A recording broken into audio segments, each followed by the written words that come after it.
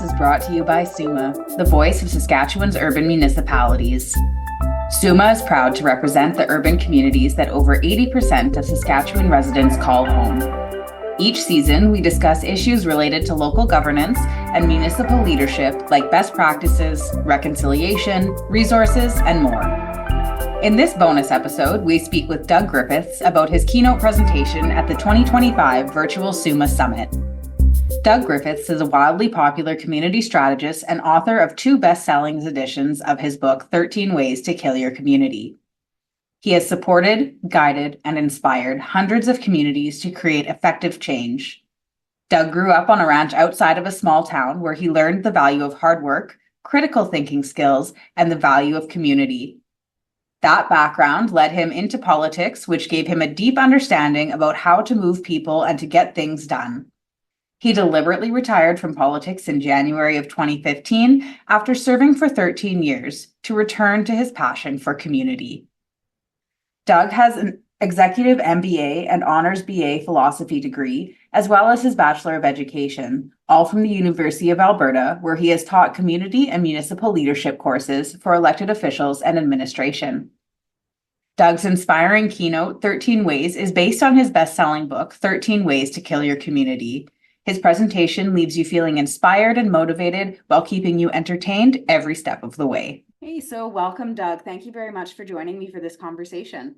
Oh, well, thank you for having me. I'm really excited to be here. You have a great podcast, and I'm happy to be part of it. Well, thank you for agreeing to be a part of it. The Virtual SUMA Summit is SUMA's second largest annual member meeting, and it's the first members event since the municipal election last November. And we are looking forward to having you join us as the keynote speaker for that event to share some valuable lessons on recognizing prospering communities and failing ones.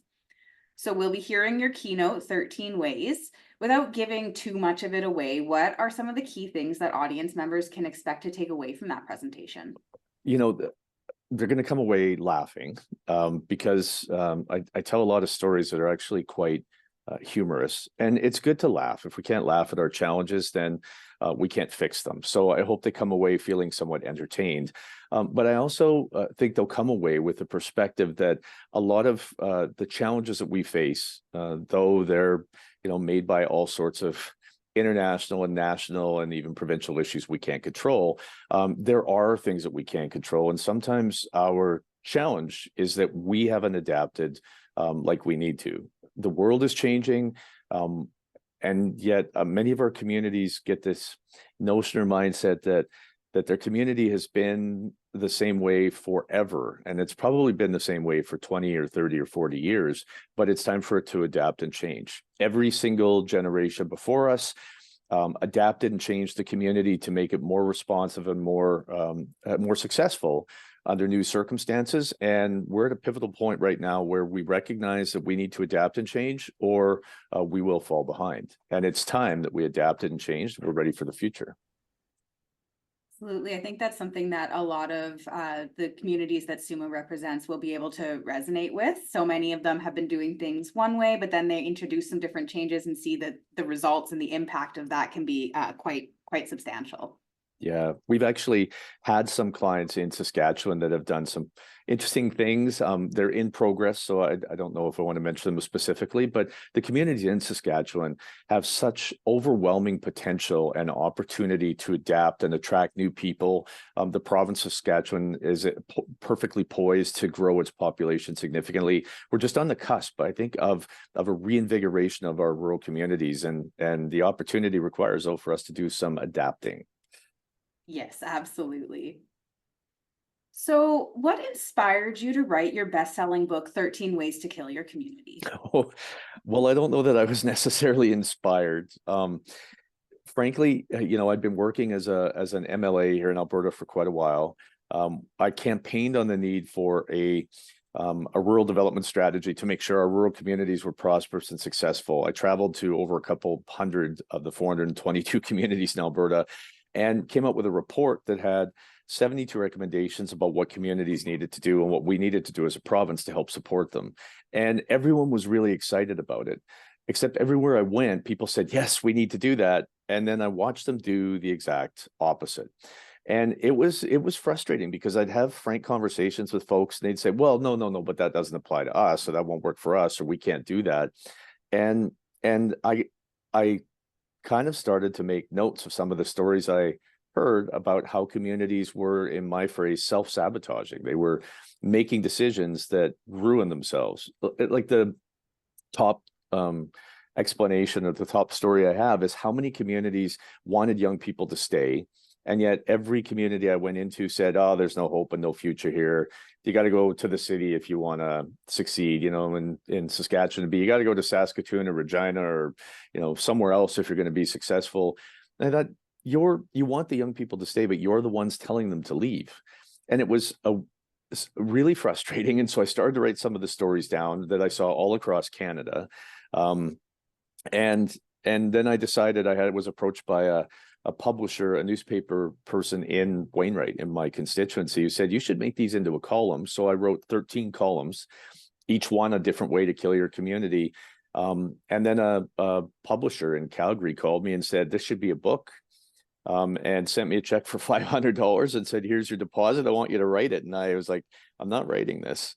And he kept bugging me. And so I'd wake up at 4:00 in the morning and start to flesh out the articles into chapters with the stories that I'd heard without naming names. And it became a book. And I never really planned on writing a book. I wasn't really inspired to write it. It was more, I would say, like therapy, to get these stories off my chest about what we were doing to self-sabotage. And so I'd like to say it was an inspiration, but it was therapy. That's actually a very interesting story, a product of circumstance, and a good example of right place, right time, right person, maybe.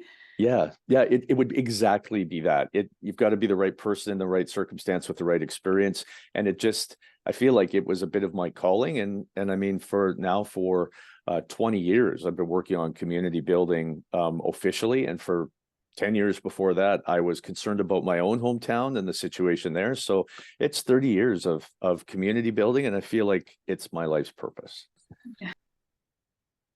And as you just mentioned, growing up, you lived outside of a small community, and you've spent several years with community building and looking at how that can play out. How do your childhood experiences shape the way that you view community building? Yeah, my hometown was an amazing place, like so many other smaller communities. But I left like everybody else did, with a lot of fond memories. I mean, I lived a mile from town on the ranch, so we used to ride our bikes or our horses into town and do some exploring. And I remember being there as a kid, on Main Street on a Thursday night, and the street was packed full of vehicles and packed full of people. You could walk into any restaurant and barely get a table, and there were lots of restaurants, 2 grocery stores, clothing stores. I remember being down there, I think I was 9 years old or 10 years old, and I bought my first album, a cassette tape, and it was Bruce Springsteen, Born in the USA. And I remember, my parents had just said, well, go hang out with your friends, because they were all down there. But, we're going to be leaving here around 10 o'clock. And it was such a lively and active place. But then I couldn't wait to get out of town like everybody does, because I always tell people, you got to let youth go. You got to give them a reason to come home. And I went off to Edmonton to university, and I realized I'm not a city guy. I don't really want to be in the city. So I finished my philosophy, got a teaching degree, and went home. But things had changed. They were already slower than they used to be. But then, we still had a very lively club scene. You could go to a couple different places and listen to the jukebox or live bands, and it was still a lively place.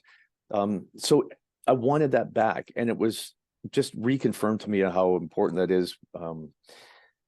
My dad passed away during the pandemic, and when my brother and sister and I gathered back in my hometown to talk about his properties, we sat on Main Street, and on a Friday and Saturday, I bet I counted 3 vehicles. There was no activity and no livelihood again. And I want our small towns to be like they were when I was a kid, these lively, friendly, safe places that just felt invigorated. And I want that back. It's what inspired me to do this when I started. 30 years ago when I shot my mouth off about the need for community building, and it got me into politics. And it's what I'm still passionate about today. And I really love going into smaller communities and seeing the streets full and people walking around and socializing into the evening. That's what I want our small towns to be again. Yeah, I would say based on what I've heard from other our members as well, is that that's something that they're looking for too. They want to see their communities revitalized. They want to bring people back into the communities and make it a place that's great for families to grow and to feel like they can stay there.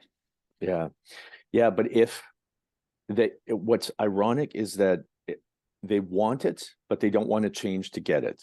And that's the biggest hindrance that our communities face. I hear so many people who don't like outsiders, and they don't like the ideas that young people have, and they don't want to invest in Main Street because it's too risky, and they don't want to, well, then they're going to continue to die this slow death. So it's the whole essence of the book. We want one thing to happen, but we're not willing to do the work to get there. And most of the work we are willing to do is self-sabotaging. And that's what the whole impetus of 13 Ways and what the book is about and what the presentation will be about. And that kind of goes back to what you were saying at the beginning there too, about change and adaptation is so important. Yeah, it is fundamental that because the world evolves and the world changes. And if we don't, then we fall apart, we die. Mm-hmm. So you've already spoken to this a little bit, but how does your experience as a former elected official with the province of Alberta shape the way that you see municipal elected officials being involved in community building? That's a really good question. Probably the biggest insight, the biggest experience that it gave me being a provincial politician was that, I knew that my hometown, the town I ranched at, the town I lived in, which was just down the road, and the town I taught in, I knew their situations.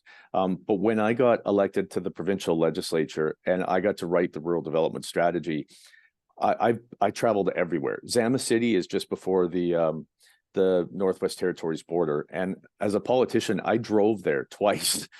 So I think I'm the only politician who's driven there twice. And I've been everywhere in this province. But then it also, when I became Minister of Municipal Affairs, I got to talk to other ministers of municipal affairs across Canada.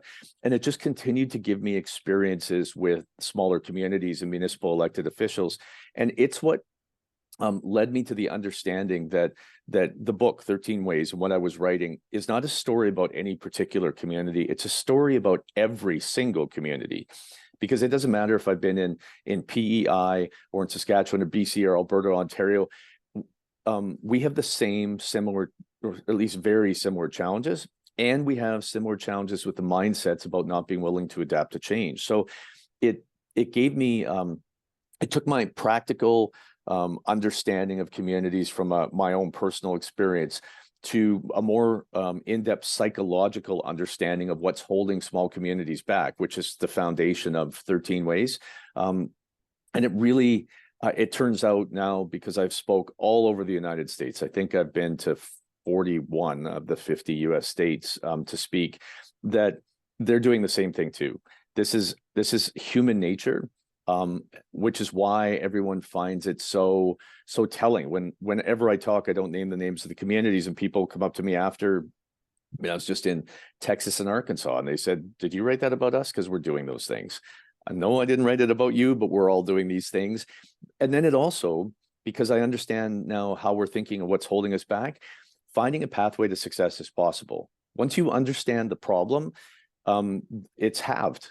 And the solution actually becomes quite apparent. And that's that provincial experience, I think, exposed me to municipalities across the province and across the country, which is what led to 13 Ways, which is what led to the company I have that does consulting, that implements some of these solutions for municipalities. So it was an incredible experience. I highly recommend anyone get out of politics. And then I also recommend, when it's the right time, make sure you know when it's the right time, get out of politics. From the smallest villages to the largest cities, every day your urban municipality supports you. The water that travels from tap to sewer, the emergency services that keep you safe, the parks, libraries, and rinks that you enjoy. Our cities, towns, villages, resort villages, and northern municipalities are urban hubs bringing people together. We are urban. Celebrate your municipality as part of the urban family. As you mentioned, you have traveled all over the country. You've seen so many different municipalities of different shapes and sizes. How do you make your message relevant to these communities that are various sizes that may have similar but still varying different day-to-day needs? Yeah. So it's part of the reason why, and I don't mean to be critical of consultants, but there isn't a formula for success. But there are patterns that you can recognize for success. So every community may have different day-to-day needs, but there's still fundamental things that make communities successful. Whether you're attracting seniors or semi-retirees or young people or people from across the country, across the province, or from around the world, they're looking for some core elements that are generally the same in communities. The quality of life, affordability, walkability, socialization. That's why we belong to communities. So no matter what the problem is, the solution about how to build a better community is there's always one available. And the beautiful thing, and what I like most about it, and again, I'm not meaning to run down other consultants, they try and push this formula with strategic planning proposals, and every community winds up looking the same. But the beauty of success is that every single community has something unique about it that makes it successful, that will allow what it identifies it to identify the 3 businesses that are looking for that kind of community, that are looking for 100 people, that are looking for that kind of community to live in. They just don't know it exists. And so it's, my new book, when I'm done, will be the 7 essentials about how communities move from step A to the 7th step for success. And not everyone follows the same process. Sorry, not everyone has the same solutions, but everyone can follow the same process to focus on what makes them unique and attract those people they need. And I really believe that every single community has the opportunity to succeed. Just like every person does. The beautiful thing is that not everybody's trying to. And so if you really want to focus on what makes you unique, there are probably some other people competing against you, but they're from faraway jurisdictions, and you're going to find success if you focus on being yourself. And that's what communities need to do. Yeah, absolutely. I like the focus you have there on keeping that uniqueness in mind. And that's what's really going to generate those communities to, what's the word I'm looking for? Draw new people, draw economic development, draw investment. We do this bit of an exercise, and so anyone could go do it.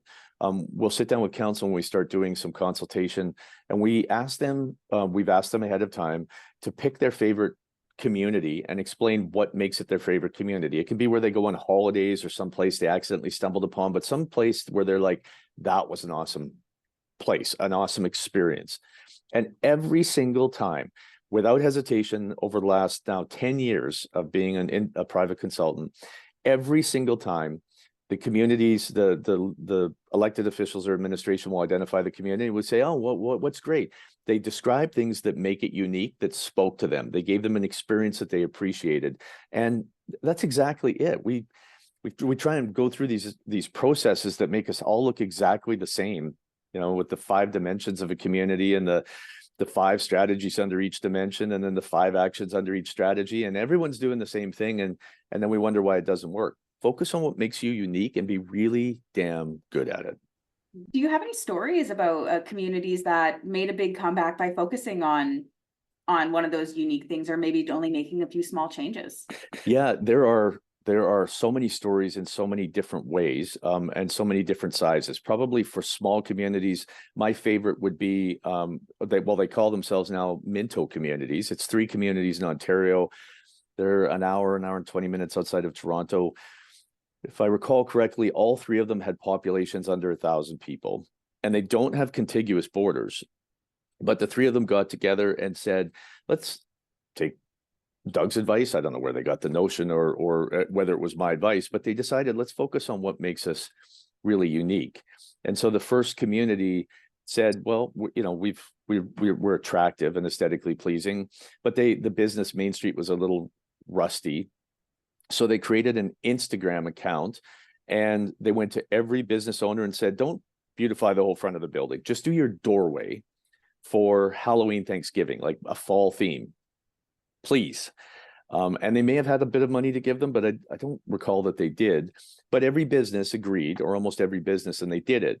So then they had someone who created the Instagram account and celebrated them, and took pictures of it.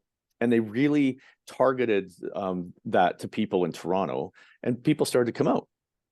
They came out, and then there were people who were, wandering around, shopping in the businesses, eating in the restaurants. And then, if I recall, they had a wine bar that opened up, and then another one that opened up, and they had a second ice cream shop open up. And the last I heard, they were adding music on Main Street, big speakers, on like poles, that were going to, a local radio station was going to play Christmas music. So it had a Christmas feel and a theme. They put, fire pits on Main Street so that people could, cook hot dogs and have some mulled wine or mead, or, and the kids could roast marshmallows. And you had to call ahead of time and reserve your parking, because it was so packed. There wasn't a parking in this little community. And they took turns. They invested in one, and then the three communities invested in the next one, and then they invested in the third, because none of them had enough resources to invest themselves, pooled their resources and took turns building each other up. And now those three communities, last I checked, were all over 1,000 people. One of them's almost 2,000 people, the one that started this. And they have people who are coming out from, Toronto or Mississauga, looking to see what kind of quality of life they could have. And they're turning their community around because of this. They're not competing against each other. They're collaborating, they're working together. And it was some small, like Chapter 6 aesthetic investments that really set the tone. And another one, sorry, you tell me when you want me to stop talking, because Wasaga Beach, I'm not quite sure where it is now, but Wasaga Beach in Ontario it's the longest freshwater beach in Canada. I think it might be North America. And there are pictures of it from the 60s and the 70s where it was packed. It was almost standing room only. There was, you go to the beach and you can't even lie down. It's so busy.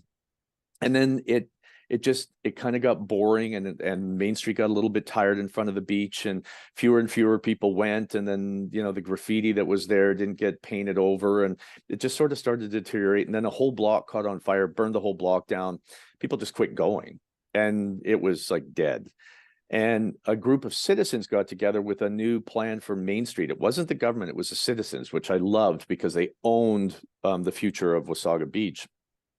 Put together a plan that was then adopted by council about its reinvigoration. They put micro businesses there that were really brightly painted and cleaned up the beach. And it took a few years, but then I saw pictures. It's back 8 or 9 years ago, 7 or 8 years ago, and it was packed again. And Main Street was being redeveloped. Beautification was happening. New investment was coming. And it was just some beautification and cleanup initiatives and a little microeconomic development from citizens. It started with citizens, which was a great story. And one more, another one of my favorite stories is about Lancaster, Pennsylvania. Lancaster, not Lancaster, Lancaster, Pennsylvania. It's in the Rust Belt. It had an economic downturn because, of course, less steel production, less coal production. So these third and fourth generation, fifth generation jobs that people would almost inherit, like I'm a fifth generation coal miner, I'm a fourth generation steel manufacturer, they dried up and disappeared. So young people left to go find work elsewhere. Council took it upon themselves and said, well, we've got an older population now, let's do something for them. They started what we kind of call click and collect, where underemployed high school students were matched up with grocery stores. Seniors could call in their grocery items and young people would deliver them. They loved it. Then drugstores signed up and other stores signed up, and it was huge. They said the seniors are raving about this. What else can we do for them? Seniors like pickleball. So they converted a bunch of the tennis courts to pickleball courts. They loved that. Converted some bike paths into golf cart paths so that you could ride your golf cart when the snow melted and before it came back, because it is Pennsylvania, between neighborhoods and between golf courses. No drunk driving, just you could do that. And they just kept doing things for the seniors. Now, these seniors, because it was cold in Pennsylvania in the winter, would go to Arizona and California and Florida and places like that in the winter. And they'd meet other seniors and they'd brag about what Lancaster, Pennsylvania was doing for them. And other seniors said, well, my town doesn't do anything like that for me. So when they would say, well, let's go visit. So they go visit their senior friends in Lancaster, Pennsylvania in the summer. And they'd say, this is beautiful. Our kids live all over North America. Why don't we live here? It's a great place for seniors. And they started to. Well, when the seniors moved there, new developers showed up to build new housing and new trial housing for the types of housing that seniors wanted. Those developers needed trade, so trade showed up. The trades brought their families, and so you had these new families and new businesses, and then new entrepreneurs showed up, and they beautified Main Street, and suddenly an economic boom was underway. Because we get this impression seniors are this economic cost. They're not. They can actually be an economic driver. So that's just 3 examples in 3 different ways. The communities took an initiative and did something, and sometimes it was on purpose, and sometimes it was coincidental or accidental. But there are countless stories of communities that have said, I'm going to focus on what makes me unique, and we're going to do something, we're going to own it. And they've been a roaring success.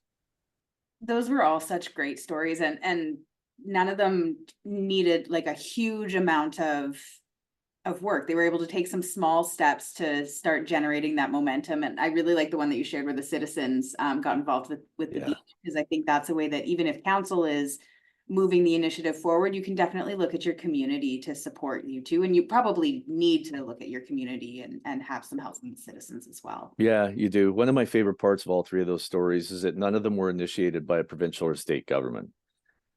When I was Minister of Municipal Affairs here in Alberta, I remember one of the first phone calls I got from a media person said, well, you wrote the book on community building. What are you going to do to save rural Alberta? And I said, if you read the book, you'd see the last chapter says, what are you going to do to save yourself?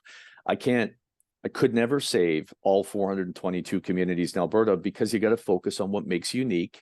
And it doesn't matter if I showed up with money and a generic plan, it's got to be your plan and you've got to own it. And if you do, actually, you can get stuff done where you don't require other governments to come along. And also, I would say that when you do and solutions start to happen, that's when provincial governments or state governments show up and say, we want to be part of this good bandwagon. What can we do to add a little more to get you there? So once you own it and you make a difference, then money can come along to you. But usually if you ask for money before you get started, you really don't know what you're doing. When you really know what you're doing, you realize you don't need very much. You just need people to own it, and you can do amazing things. This has been a wonderful conversation. I think our listeners are going to get a lot of insight from it. What is the main thing that you're hoping people will take away from your keynote at the Virtual SUMA Summit on February 13th?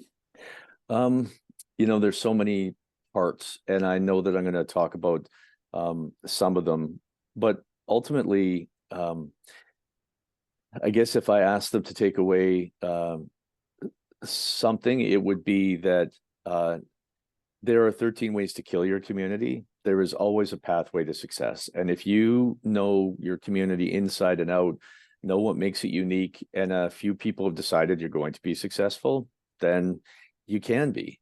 You just have to want it badly and realize it's incredibly important, but it's not going to be easy. Every single one of the examples I ever use about success, it takes a lot of hard work and dedication. But frankly, I think our communities are worth saving. In fact, I think building stronger communities from the smallest one up is what will solve every other social problem, every other political challenge that we have. They all disappear when we have strong communities. But we've got to get out of our own way, stop being our own critics, stop thinking it's somebody else's responsibility, and grab the reins and get it done. And the next generations will thank us. If we don't get it done, then we're the ones responsible for its failure. Yeah, absolutely. We're at a point of either we take those steps, we make those changes and we adapt, or we're leaving it for the next generation to clean up. Yeah, exactly.